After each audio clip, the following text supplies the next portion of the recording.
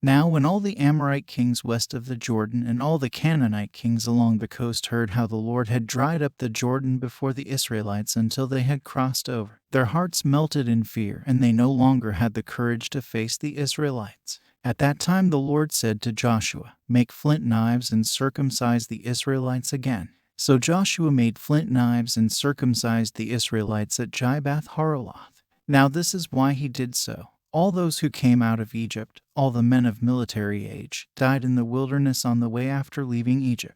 All the people that came out had been circumcised, but all the people born in the wilderness during the journey from Egypt had not.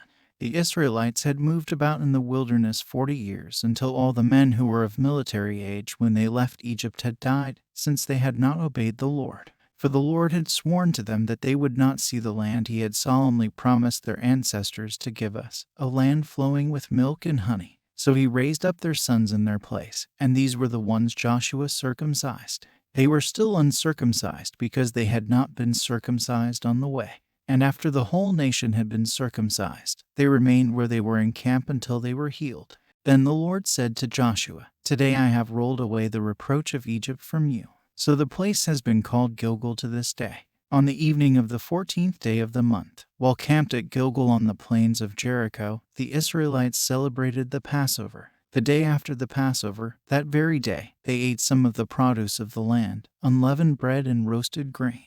The manna stopped the day after they ate this food from the land.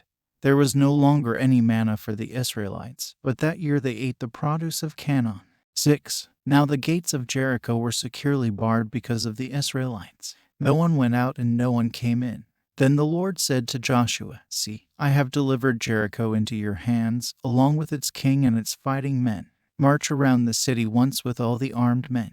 Do this for 6 days. Have 7 priests carry trumpets of ram's horns in front of the ark. On the 7th day, march around the city 7 times, with the priests blowing the trumpets. When you hear them sound a long blast on the trumpets, have the whole army give a loud shout. Then the wall of the city will collapse and the army will go up, everyone straight in." So Joshua son of Nun called the priests and said to them, "Take up the ark of the covenant of the Lord and have 7 priests carry trumpets in front of it."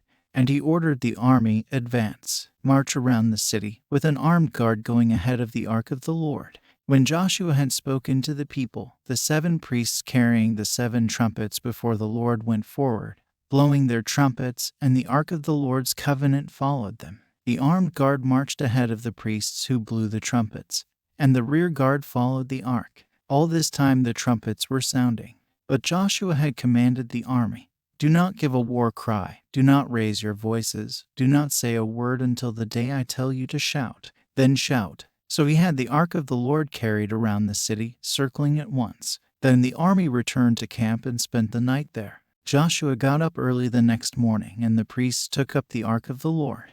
The 7 priests carrying the 7 trumpets went forward, marching before the ark of the Lord and blowing the trumpets. The armed men went ahead of them, and the rear guard followed the ark of the Lord, while the trumpets kept sounding.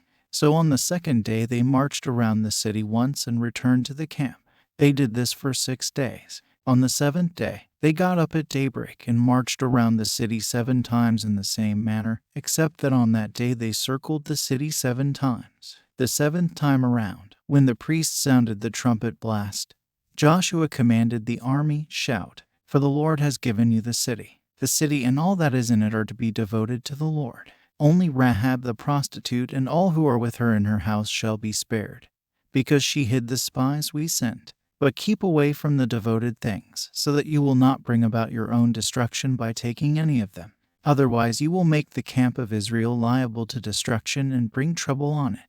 All the silver and gold and the articles of bronze and iron are sacred to the Lord and must go into his treasury." When the trumpets sounded, the army shouted, and at the sound of the trumpet, when the men gave a loud shout, the wall collapsed, so everyone charged straight in, and they took the city. They devoted the city to the Lord and destroyed with the sword every living thing in it, men and women, young and old, cattle, sheep, and donkeys. Joshua said to the 2 men who had spied out the land, "Go into the prostitute's house and bring her out and all who belong to her, in accordance with your oath to her." So the young men who had done the spying went in and brought out Rahab, her father and mother, her brothers and sisters, and all who belonged to her. They brought out her entire family and put them in a place outside the camp of Israel. And they burned the whole city and everything in it.